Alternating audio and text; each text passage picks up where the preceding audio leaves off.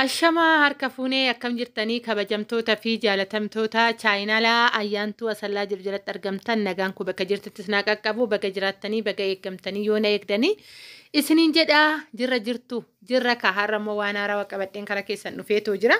Egaa kan miidiyaa kanarratti yeroo hundaayyuu meeshaalee haarawaa ta'een qabadheen kara keessan dhufaa warroonni chaayinaala keenyaaf haarawaa taatan garaattan sabskraayibii godhummaatii keenya ta'a gamanumaan affeerraa kootidha.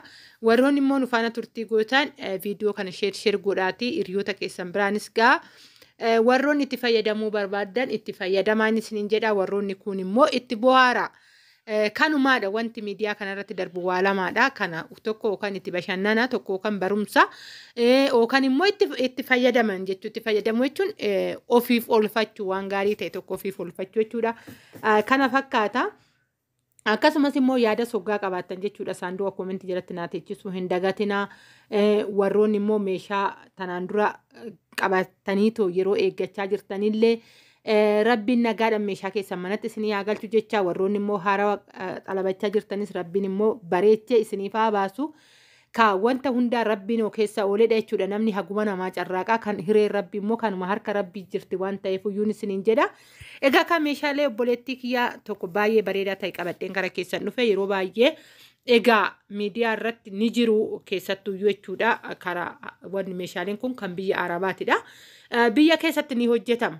Garuu inni maal inni akkaataan isaa biyya keessatti gaafa hojjetamu gatiin isaa xiqqoo sanirra fooyya'aadha jechuudha. Fooyya'aadha waan jedhu gadi xiqqaa ta'uu osoo hin ta'in akkaataan hojii isaa meeshaalee alaati gaafa jettu ka gaafa bittu keessattuyyuu ni ulfaata jechuudha.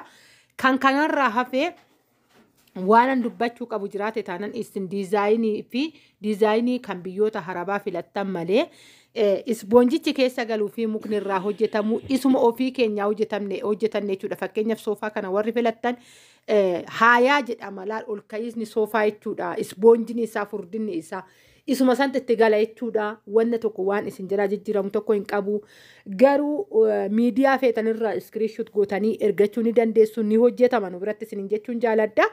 Asumaan immoo gamanaa waan isin beeksisuuf jiraate taanaan ijoollee keenya hundi keessan waan naa beekuu qabdan hojiin kuni dirijjiitii kiyyaa miti yookaan immoo dhaabbata kootii miti yookaan mana mukaa kootii miti. Kana sirriitti naa beekuu qabda yeroo baay'ee ijoolleen keessan dhuftanii nuun qannas turee jettan jirtu jechuudha. Kiyyaa miti. Odoo kiyya ta'ee akkasitti wal karakkartanii gabaa bittaa fi gurgurtaati jechuudha. Namni gaafa abbaan dirijjiitichaa yoo meeshaa tokko baasu hawaasa miidhuudhaaf yookaan warra biratti hojjisiifatu miidhuudhaaf osoo hin taane maalinni gatii sarratanyaa isaa madaalee gatii ofii madaalee meeshaalee ittiin fidu madaalee gatii kanaan hojjedhe na baasa jedhee murteeffata jechuudha.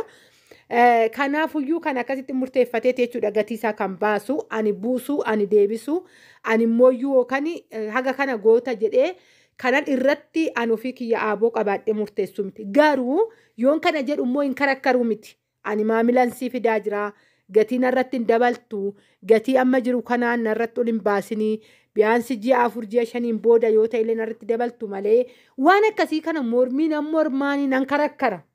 Ofii kiyyaa garuu murteessee garuu haga kana isinii bu'e jechuu hin danda'u. Kana sirriitti na hubadhaa naafis beeka.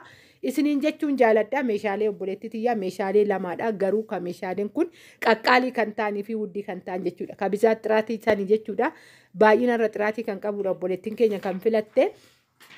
Gamanumaan waa'ee teechoo kanaa yeroo darbellee obboleettiin tokko fudhattee jirti jechuudha yookaan tartiiba qabsiifattee jirti jechuudha qabdii kennattee tooyi.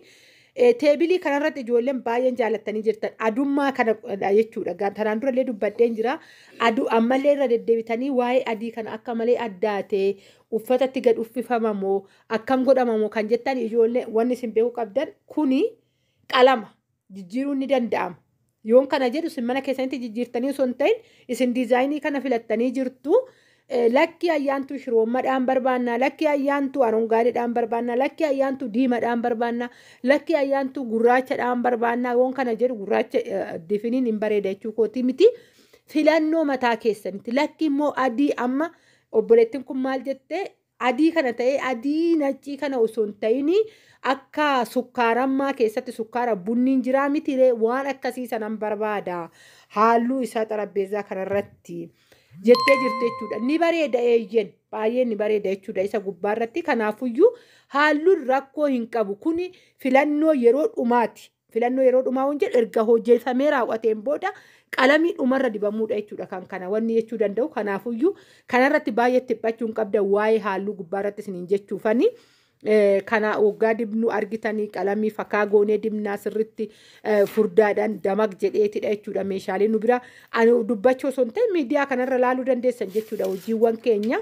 Hunda isaatuyyuun isiniin jedha haga dhumaa duuka bu'eetanii kenne jedhee yookaan bootaa qabsiise jedheeti miti kanaan ni dhaabbadhu nan naqaa nan laala maalirraa akka ga'e duuba isaa dhama'aatan jechuudha hojiin kun waggaa bahuu callifameeti miti jechuudha duuba isaa deematan hordofaatan laalatan dhaqaatan waan akkanaa kanaan jechuudha kanan duuba bu'eetoo wanni jedhu kanaafuyyuu galata waaqayyo haga ammaallee akkuma gaarii naa ba'aa jira ittan gammadee warroon hojjisiifattanillee ragaa ta'uu dandeessaniitti gammaddanirtanii kana caalaa immoo galtanii warri keessattuu karaa miidiyaatitti dhuftan miidiyaa kanarratti akka dubbattanis abdii guutuun qaba.